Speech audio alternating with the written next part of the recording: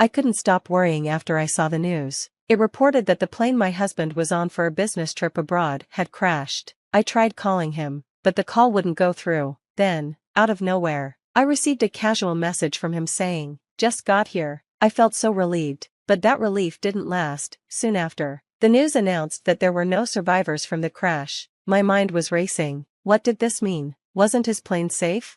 My name is Ella. I live with my husband, Caden, who I've been married to for 5 years, and our daughter, Mila, who's almost 3. I quit my job when I got pregnant, and now I'm a stay-at-home mom. Mila's terrible twos phase has passed, and lately, she's been helping me more. While it was tough before, I'm now happily raising her without stress. But things with Caden have been different lately. He's been so busy with work that he often only comes home to sleep. Sometimes, I even notice a woman's perfume scent on him, probably from entertaining clients. He works weekends and stays late, leaving little time to spend with Mila. "Papa, don't you like me anymore?" Mila asked once, her voice quiet. I hugged her tightly and stroked her hair. "Of course he does. He's just very busy so we can live comfortably," I reassured her. Caden promised to celebrate Mila's birthday with us this Sunday, so I told her we'd have a great time together then. We plan to invite my in-laws for Mila's birthday next month. They live just 15 minutes away, so we see them often, and Mila is very close to them. Caden's younger sister, Camilla, also lives nearby with her 2 children. My in-laws treat all their grandchildren equally, and I'm grateful they love Mila without favoritism. Then, one day, Caden told me, "I have a business trip abroad for 2 weeks, starting on the 8th next month." Surprised, I asked, "Wait, a trip abroad starting on the 8th? But Mila's birthday is on the 10th. We promised to celebrate together. I told her you would be there." I felt hurt and angry thinking about Mila's disappointment. "I don't have a choice, Ella, it's work," Caden replied. "If I could, I'd want to be there to celebrate too." Seeing the struggle on his face, I realized that this wasn't easy for him either. "I'm sorry," I said. "You're right. I just got a bit upset. I feel bad for Mila." Caden patted my shoulder and replied, "I'll get a gift for her. Let me know what she wants. Your parents will be there, so she won't feel alone. And I promise we'll celebrate together next year, okay?" "You better," I emphasized, deciding to let it go for now. Although I worried about Mila, I was determined to make her birthday special. I'd decorate the house and cook so she wouldn't feel lonely without her dad. I asked my in-laws if they could stay over for Mila's birthday. They understood that Caden was on a business trip and immediately offered to help. "Leave it to us," my mother-in-law said cheerfully. "Your father-in-law is already preparing to stay over." Her words lifted my spirits, making me feel a bit better about the celebration. The next day, I gently explained Caden's trip to Mila. As expected, she looked sad and teared up, but I added, "Grandpa and Grandma will stay over for your birthday." Hearing this, Mila's face brightened a little, and I was relieved to see her smile. The day after Caden left, my mother-in-law called. "Ella, do you need anything for tomorrow? We've prepared a present and reserved a cake. Is there anything else you need help with?" I felt so grateful and thanked her right away. "Thank you so much. We already bought the decorations and Mila's gift, so we're set. But thank you for the cake and the present." "No problem. We loved picking them out. Your father-in-law has been excited all week." Her words made me smile. I felt so lucky to have such caring in-laws. Even without Caden, tomorrow was going to be a fun day for Mila. After a while, my mother-in-law changed the subject. "By the way, has Caden arrived yet? He said he'd be taking a smaller plane to his final destination after landing. I hadn't heard from him since he left, so I figured his flight might be delayed." I made a mental note to check his flight number right after our conversation. Just then, I had a sudden thought. Was Caden's business trip really to America? I sensed something strange in my mother-in-law's suddenly trembling voice. "Yes, Caden went to America." "Why, what's wrong?" "Turn on the TV right now. They're reporting on a plane crash in America." I quickly turned on the TV, and there it was, an emergency news report about a plane crash. In shock, I dropped my phone. My mother-in-law's scream pulled me back, and I scrambled to pick it up again. "Ella, calm down. We don't know for sure if it's Caden's plane," she said, trying to reassure me. But even as I said, "You're right," my heart was racing, filled with fear. What would I do if something had happened to him? Then the news anchor mentioned the name of the aircraft. It was the same as Caden's flight.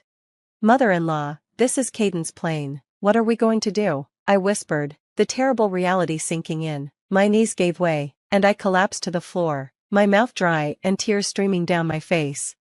Ella, my mother-in-law's loud voice snapped me back. Stay strong. We don't know for sure what happened to Caden yet, okay? Try calling him. I'm coming over right now, so just stay calm, understood?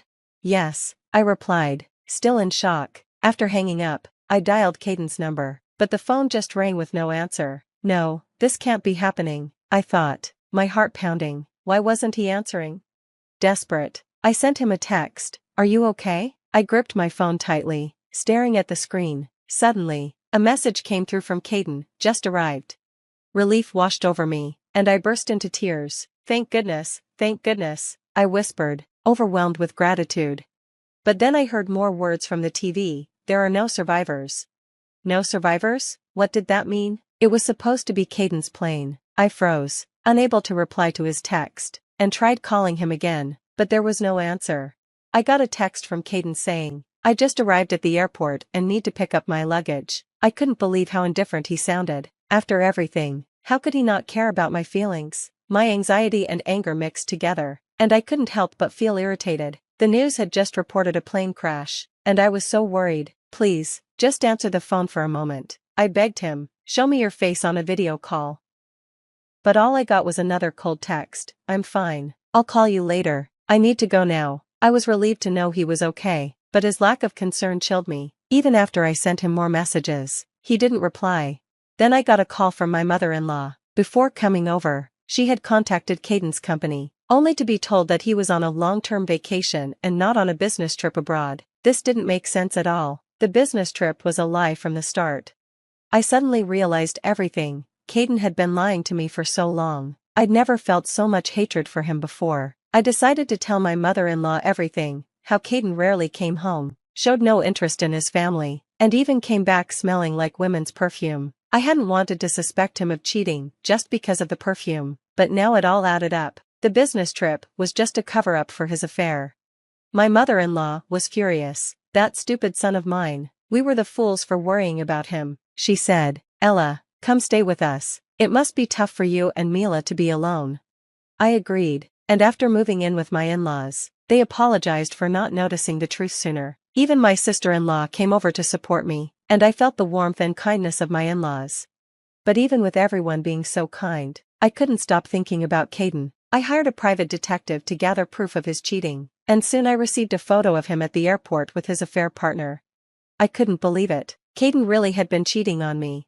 2 weeks later, Caden called. Hello, where are you? I just got back from my business trip and I can't open the door. Can you come unlock it for me? His voice was so indifferent, like nothing had happened. I couldn't believe his attitude. Even if I came, I couldn't open the door. I don't have the key anymore, and the old one should have been replaced by now. What do you mean, replaced? Caden asked, confused. I could tell from his voice that he thought I hadn't noticed anything, but I was done pretending. I decided to move out. I couldn't stay with a cheating man who prioritized a trip over our daughter's birthday. What are you talking about? Caden asked, trying to act clueless. My anger boiled over. Do you think I don't know? I know everything. You took a long-term vacation and went to Europe, not America. Calm down, Ella. There must be some mistake. Caden tried to explain. Don't fool me, I snapped. I know you've been cheating, saying you had to work overtime and go on business trips on weekends.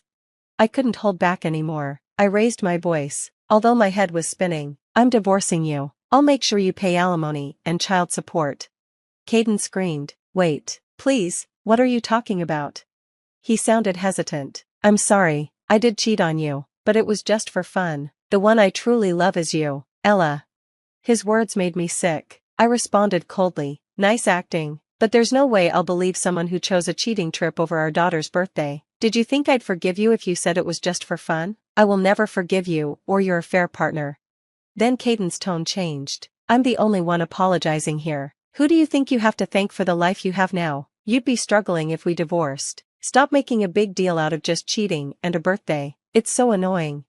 Just then, my sister-in-law Camilla grabbed the phone. There's no way Ella should be with someone who doesn't even care about his own daughter's birthday, she said firmly. Caden was surprised, but the surprises didn't stop there. I'm here too, my mother-in-law said, joining the conversation, and Dad too. They all revealed the truth. We knew you couldn't come home. So we all waited for you. Your sister's husband is taking care of Mila, my father-in-law shouted. You're no longer a son to us, don't ever come to our house again. My mother-in-law and Camilla continued. Your things are in our shed, come get them by tomorrow, or we'll throw them out. Big brother, you betrayed Ella, you're filthy, the worst, Camilla added. Caden's voice trembled as he tried to apologize. Wait, I was wrong, it was just a moment of weakness. I'm sorry, please don't say things like that. But no one was willing to forgive him. I yelled, it's unbearable to be cheated on over a moment of weakness. You've been cheating for a long time, and you're still lying. How much more do you need to make fun of me? Stop it, cheater, if you don't agree to the divorce, I'll take you to court, I shouted. Caden panicked. Please, no court, he begged, agreeing to the divorce immediately. The next day, Caden showed up at my in-laws' house, groveling on the doorstep, but the family only gave him cold stares. Unable to take it anymore, he left with only a few of his things. After that, I filed a claim for damages against him, and once his affair was exposed, his mistress dumped him immediately. I broke up with him, and even though his mistress begged for forgiveness, I was firm about pursuing the damages. She ended up with a lot of debt and, reportedly, started working in the night industry to pay it off. When the affair became public at his company, Caden couldn't handle the judgment and chose to resign. However, he still has to pay for the damages and child support. I've heard he's now working non-stop, from morning to night, with no time for himself. As for me, I'm still living with my in-laws. They've continued to treat Mila and me with kindness, just like before. I'm determined to do my best to repay them for everything they've done for us.